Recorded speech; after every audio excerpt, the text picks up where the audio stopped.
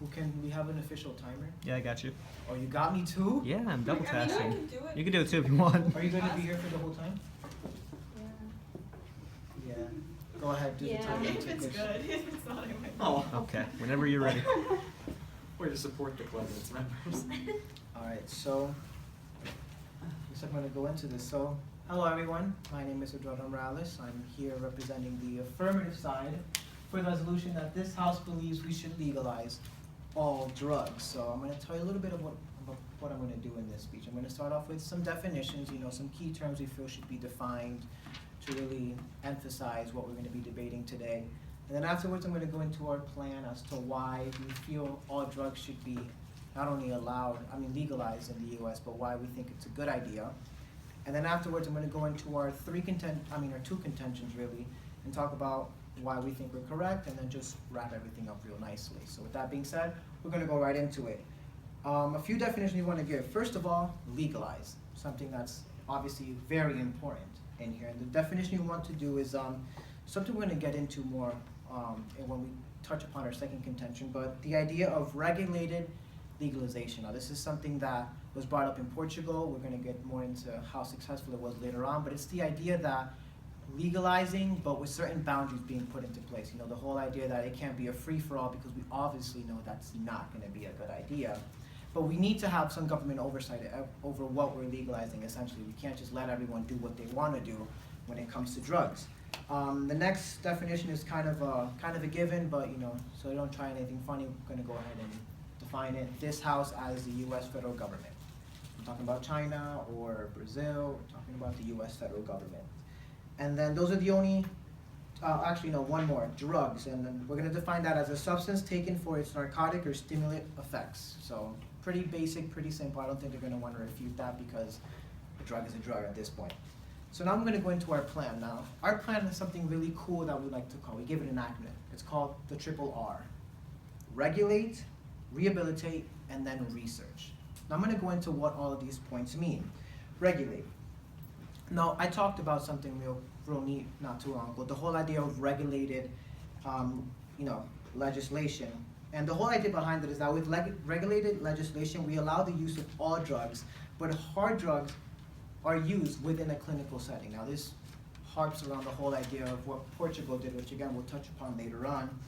But a great example of this is heroin. Now, we know heroin is probably one of the most dangerous, if not the most dangerous drug that's out there right now.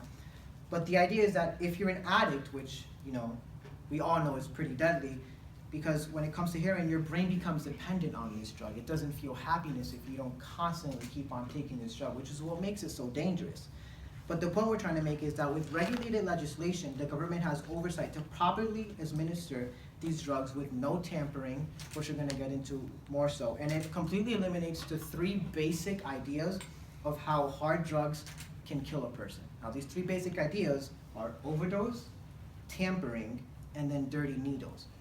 Now, the reason I bring this up is when we bring government oversight into all of this in a clinical setting, it will eliminate all three of these potentially dangerous things that can kill someone. Overdose, tampering, and dirty needles. No. And then we're going to go into our next point, the whole idea of rehabilitation. Now, to take it back to the whole, heroin example I gave. The whole idea that, being put in a clinical setting, these people are safe. Obviously they're already dependent on the drug, so they can't live without it, but we stop them from dying because of this drug, which is what makes it so dangerous.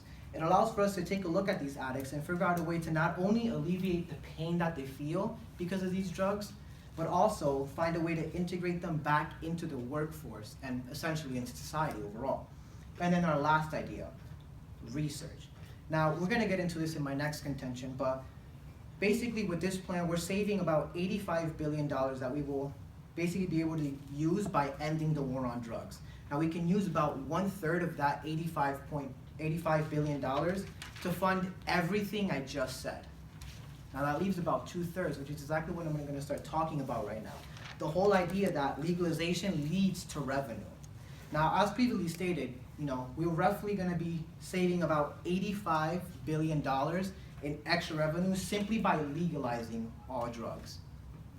That's a big number, $85 billion. Now I'm going to tell you how big that is. That's the equivalent to what we spend on science, Social Security, labor, and unemployment in our US federal government combined. That's how much money we're making simply by legalizing drugs. Now, by denying the proposition, you're essentially denying US economic growth.